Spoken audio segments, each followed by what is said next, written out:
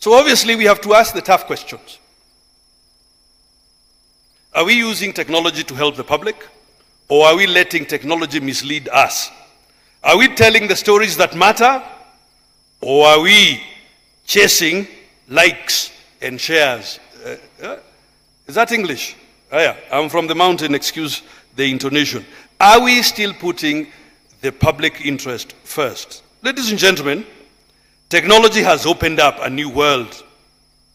Anyone with a phone can share news, but obviously not everyone shares the truth.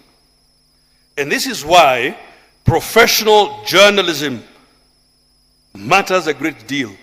We need trained, ethical, and responsible storytellers who put facts before fame. To be clear,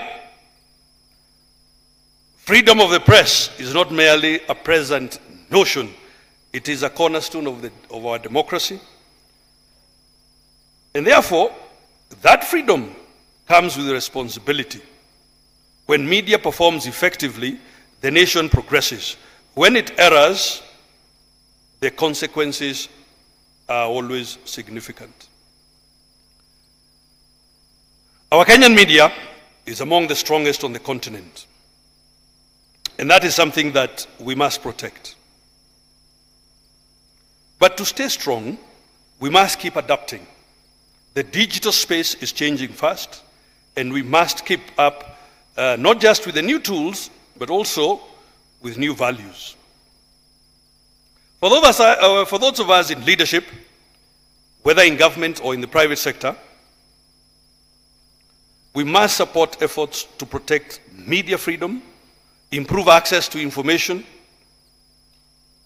and help young people gain digital skills to thrive in the media landscape. So let me commend the Media Council of Kenya for its outstanding efforts. Over the past year, thousands of journalists have received training on managing digital content, maintaining ethical standards in the rapidly evolving landscape, and reporting with accuracy. The Media Council has continued to monitor media quality, not just how much is being reported, but how well it is being done. That is what builds public trust. You know, the PS told you about some conversation he and I were having as we were waiting to be ushered in. It's about sentiment. Now, you know, today in Kenya,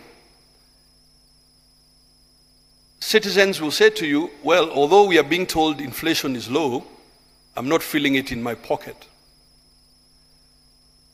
You know, citizens will say, oh, although the exchange rate is stable, it's not transforming yet into money in my pocket.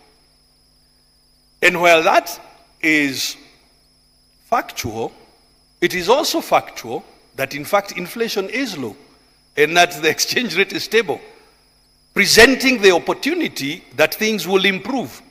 Because think of it like that, like this. If you're on the highway and you need to turn your car, the first thing you must do is to slow it down. So if inflation is low and the exchange rate is stable, it means, in fact, the prospect of incomes increasing is there. The question then, I think for you as journalists, explaining, telling the truth as it is, how do you tell that truth? And it's not to imply that the money is already in the pocket of the citizen, but it is to imply that that opportunity now does exist. Now, let me speak to the media managers then and to the owners who are in here tonight, who are listening to us. Because the newsrooms need their support. They need your support as media owners. You must invest in your reporters. Give them time to dig deep into stories. Back them up when they are facing threats. Independent journalism must never be sacrificed for profit or because of political pressure. We must also talk about young content creators, TikTokers, broadcasters, vloggers. They are telling stories in new ways, reaching new audiences. We should not shut them out.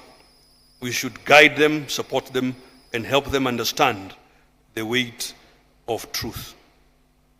Let us bridge the gap between the digital wave and traditional journalism, between quick videos and verified facts, between popularity and professionalism. Now, even when we embrace digital platforms, let us not forget our roots. Let us tell stories that reflect our values, values of honesty, values of unity, respect, and justice, stories that speak to the heart of Kenyans. Journalism is not just about breaking news, it's also about building a better society.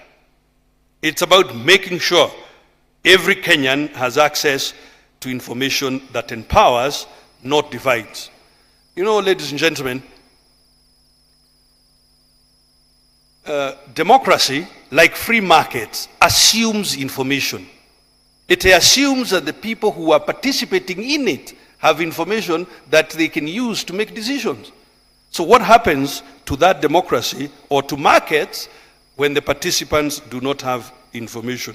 I know the chair of judges said we should not use difficult words, but you know, in economics we talk about information asymmetry. Yani, information exists, but people don't know it. And it is our job as journalists to help people know the information and be able to use that information to make decisions, not just in their personal lives, but in the decisions they make at work, in their businesses, and so on, and even in the political choices that they make. So tonight, as we celebrate the best among us, let us also reflect. Let us ask ourselves, are we serving the public or just entertaining them? Are we amplifying the truth or confusion? Are we building trust or eroding it? The journalists being awarded today